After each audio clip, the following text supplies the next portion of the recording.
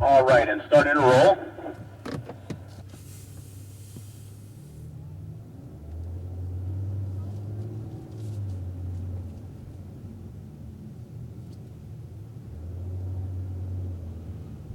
One thing that's always worth talking about is that each time you go out on the racetrack, generally you're increasing the speed. And whenever you do that, your margin for error gets a little bit smaller, so that means you need to be that much more spot on, regardless of what you're driving, regardless of how many times you've done it. So we'll stay driver's left coming out of the pit lane, light brake. Again, most of the grip is offline by a good car width, less impurities in the pavement. Yes, you take a tighter radius, but you have more grip because in the dry, nobody dries out here. So the water can really dissipate well instead of lying on the surface.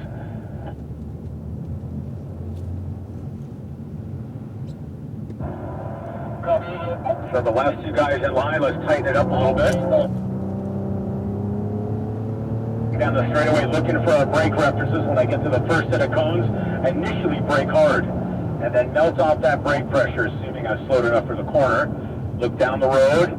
Nice and patient on the throttle, treating it more like a dimmer or a rheostat than an on-off switch. Nice job behind us. And be smooth as your steering inputs as well. Don't have a death grip on the wheel. That will transfer right into the car's suspension.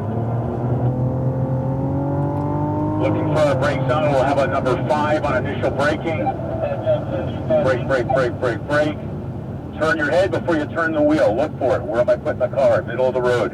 Where am I going to exit? Near that orange cone. Not on the curbing.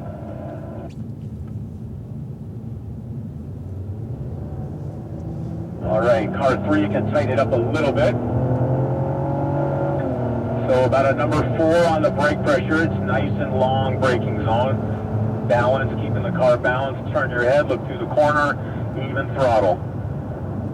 As I like what I see, I can squeeze that throttle a little bit harder, but you need to aim first. So brake, brake, brake, a number 4 brake, hit the car into the corner.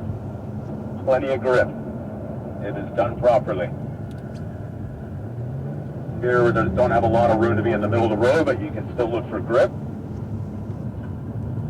As we straighten the wheel, we can squeeze that long, skinny pedal.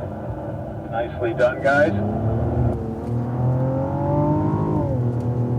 Number 3 brake down here, but it's a long, progressive brake and a very serious corner. Even throttle as you make your way through the corner, keeping the car balanced.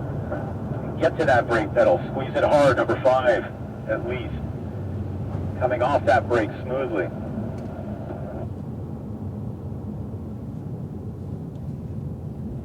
Hard braking again, about a number 4, which will eventually be about as hard as you can brake once you get comfortable. Not today, obviously, but in the future.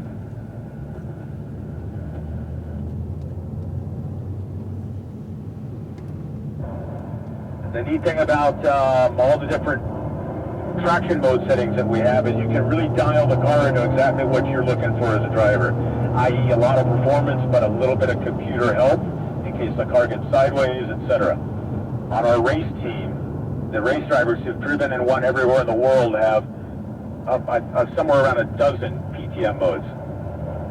So even though they don't spin a whole lot, they still like to have that security blanket.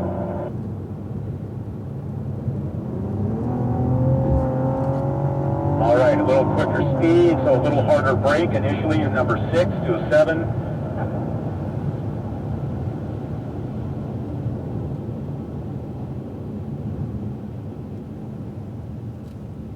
And the neat thing is if you spent a day with us on the track, this would feel like we're parked by the afternoon. This speed right here. Nice smooth brake as we bring it home, as we're sort of cooling the cars down a little bit. It's not that they got warm, but we cool them down anyways.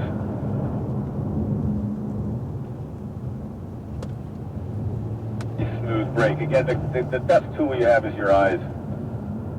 As we bring it in the pit lane, driver's left. Nicely done.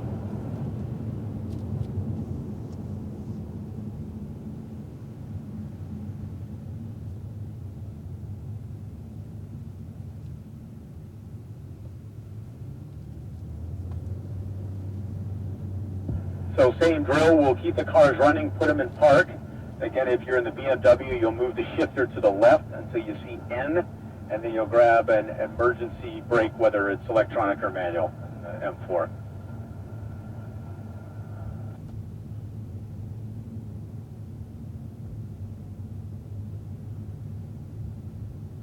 And then we'll move up one car after we've turned our video recorders off, our PDR. Move up one car. If you're right behind me, you go to the car in the back.